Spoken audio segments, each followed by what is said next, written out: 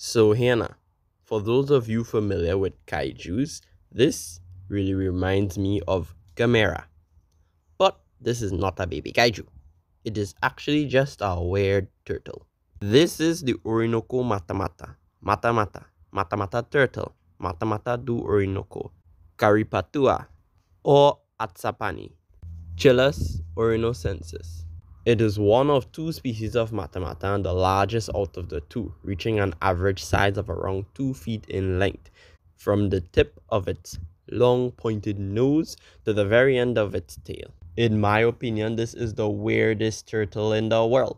The head is flattish and large with branch-like protrusions sticking out. It also in the group of turtles known as side-neck turtles, the same group that the Giba turtle is in, and all members in this group cannot retract their heads into their shells. Instead, they fold their long neck and head to the side, kind of halfway under their shell, so like they don't really go in. But the shell of the Matamata is interesting as well, having spikes and rigid edges, all of that, to help them stay hidden in the leaf litter underwater. Their small eyes are located next to their Pinocchio-like nose, and that is so it can breathe air and look around without much of its head sticking out of the water. Unlike other species of turtles, the Matamata hardly ever leaves the water. They don't even come out to sun like other turtles. Most of the times, the female exits the water more often than the males, and that is so she can lay eggs. It is believed that the Matamata breeding season is from October to December. When a male is courting a female, they would open and close their mouth. The male would open and close his mouth while stretching out his neck towards the female. And I believe that is their weird courting behavior. Not much else is known, yeah. But after a female successfully mates, she would lay between 12 to 28 eggs at the water's edge. Incubation would last around 200 days. After that, the eggs would emerge, would hatch. The hatchling would emerge from the ground, from the nest, and immediately would head to the water.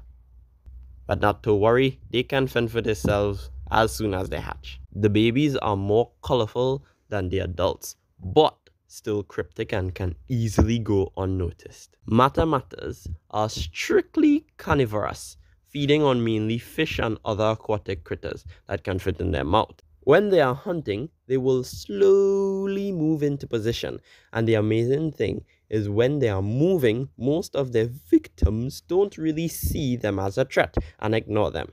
The Matamata will get as close as it can, and then quickly open its mailbox-like mouth, creating an instant vacuum, gulping down its prey one time.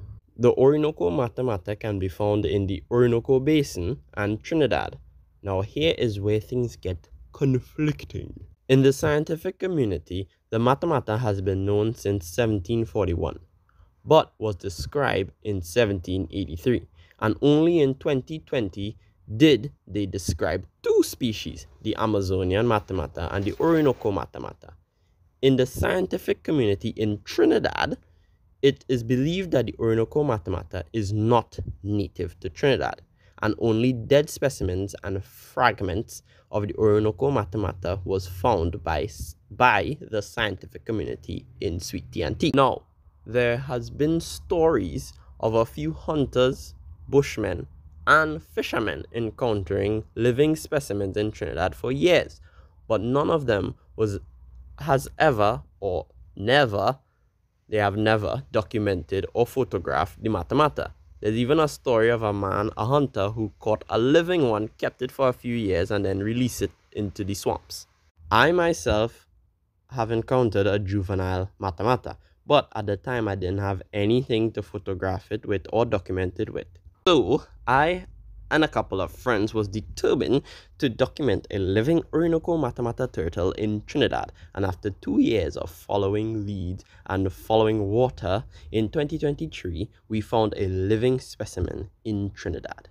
We found what many say was impossible to find, and due to the historical accounts of its habitat and the behavior of this species, I believe this species is also native to this island located around the mouth of the Orinoco River called Trinidad. So, as you all know, I am the wildlife master, and until next time, blessings and bless out.